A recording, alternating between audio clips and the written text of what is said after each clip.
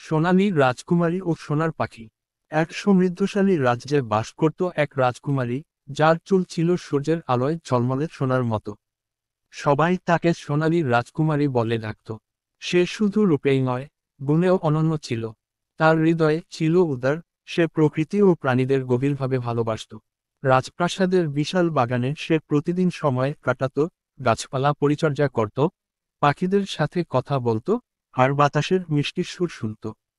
একদিন সে শুনতে পেল এক আশ্চর্যজনক কথা, এক সোনার পাখির গল্প। বলা হয়, যে পাখি যাকে গ্রহণ করবে, তার জীবনে শান্তি ও সমৃদ্ধি বয়ে আনবে, এবং তার যে কোনো ন্যায়ের ইচ্ছা পূরণ করবে। কিন্তু সেই পাখিকে পাওয়া সহজ নয়। তাকে খুঁজে পেতে হলে হৃদয়ের নিখাদ নিষ্ঠা ও আন্তরিকতার প্রয়োজন হয়।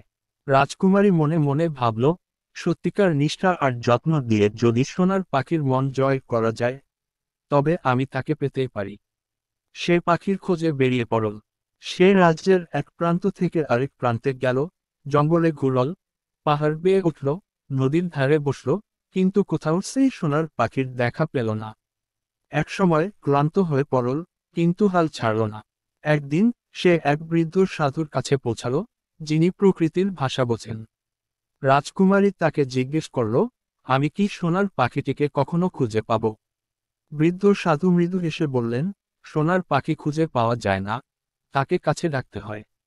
সে কেবল সেই ব্যক্তির কাছে আসে, যার মন নির্মল, যে প্রকৃত যত্ন ও ধৈর্যের মাধ্যমে তার যোগ্যতা অর্জন করতে পারে। রাজকুমারী বুঝল, তাকে বাহ্যিকভাবে পাখির খোঁজ করা বন্ধ করতে হবে।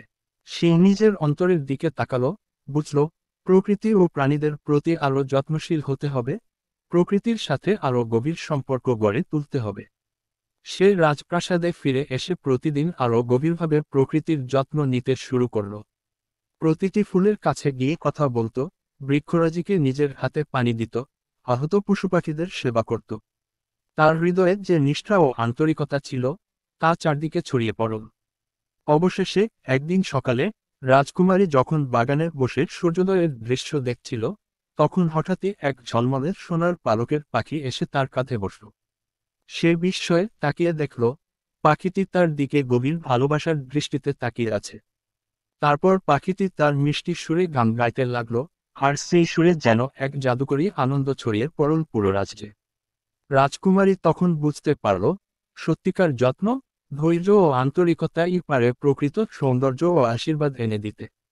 বাহ্যিক অনুসন্ধান নয়, বরং অন্তরের পরিশুদ্ধতাই পারে সেরা পুরস্কার অর্জন করতে। সেই দিন থেকে সোনার পাখি রাজকুমারীর সঙ্গী হয়ে গেল। তারা একসঙ্গে প্রকৃতির সৌন্দর্য রক্ষা করতে থাকল, প্রাণীদের সাহায্য করল, এবং রাজ্যে শান্তি ও আনন্দ বয়ে আনল। রাজ্যের মানুষও বুঝতে পারল, প্রকৃত ভালোবাসা ও নিষ্ঠা থাকলে প্রকৃতি তার সেরা পুরস্কার ফিরিয়ে দেয়। এভাবেই সোনালী রাজকুমারী ও সোনার পাখি এক অনন্য বন্ধনে আবদ্ধ হল, যা শুধুমাত্র বাহ্যিক সম্পদের নয়, বরং আন্তরিকতা, যত্ন ও প্রকৃতির সঙ্গে একাত্ম হওয়ার এক চিরন্তন শিক্ষার প্রতীক হয়ে রইল।